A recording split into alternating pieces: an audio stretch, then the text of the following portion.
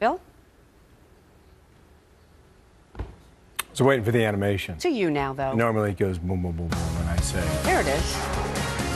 Thank you, Jamie. Republicans working on a new bill to limit the president's use of executive actions bypassing Congress on changes and delays to Obamacare.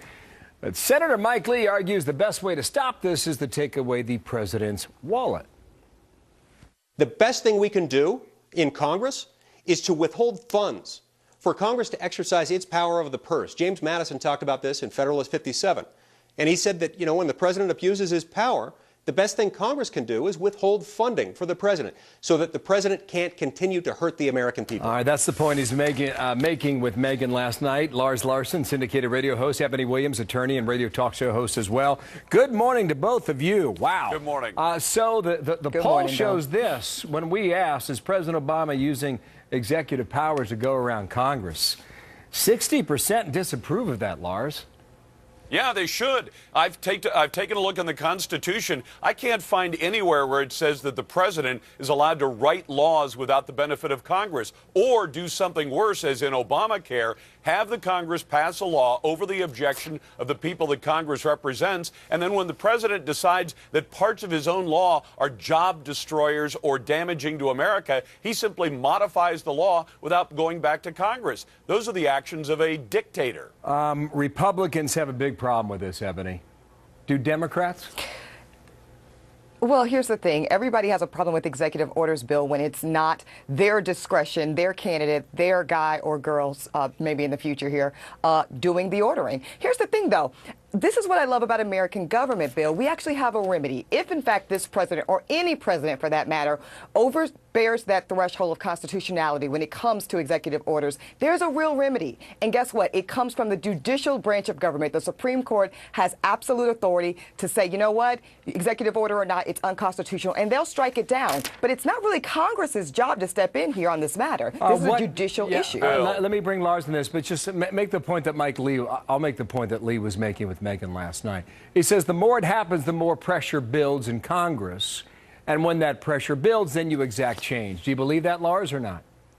Bill, the Congress has to act. The problem is one House is controlled by Republicans, the other by Democrats. So if you say control the purse, the House has passed plenty of bills to defund Obamacare. The problem is the Senate won't touch them. And, of course, the president wouldn't sign them even if Senate Democrats got on board. The problem with Ebony's resolution is that you have to have standing to bring a lawsuit, and then it would take years, perhaps even a decade, for a case like that to make its way to the Supreme Court. By that time, it's far too late. The president knows that he can act through executive order illegally and unconstitutionally, and that any legal challenge will it won't even get to the Supreme Court before he's done being president. Let me get Ebony to respond to that. By the way, the measure is called STOP. That's the acronym. Stop this overreaching president, and the question is whether or not they can. Ebony, go.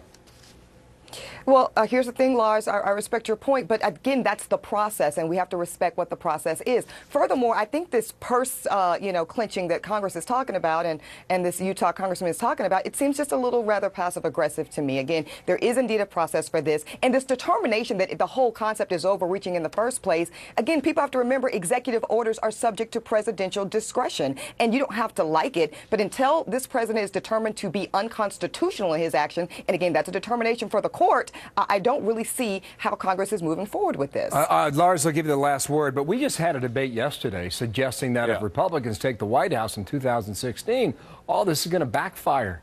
It's going to come back and burn Democrats. I'll give you the last word. Democrats should be very careful about what they accept. If they say that the president can say, for example, authorize 1.5 million Dreamers to stay in the United States in violation of federal law with a stroke of a pen, Republican presidents could do that as well. However, I think a Republican president would decide that that is an overreach of power. It goes beyond his constitutional authority, and he wouldn't do it. So You know, I don't see a Republican president acting the way this president does unconstitutional. Lars, I gave you the first word. Ebony, quick. Last word, 10 seconds. Go. Yeah, I was going to say, well, Lars, I think that's a bit wishful thinking. I think all presidents tend to find themselves tiptoeing that line from time to time. And look, I mean, a lot of people didn't like what Eisenhower did when he, forced federal troops unilaterally to enforce the desegregation of schools. But he did it anyway. And again, that brings us back to the spirit of discretion. Okay. All right, and when that line is overcrossed, there's a court issue. Yeah, 2014, you're looking at 29 delays or changes in a law that was passed 4 years ago. I mean, it's something to think about. Ebony, thanks for your time. Lars, talk to you again as well. Thank you. Thank you, Bill. Appreciate it. 22 minutes now.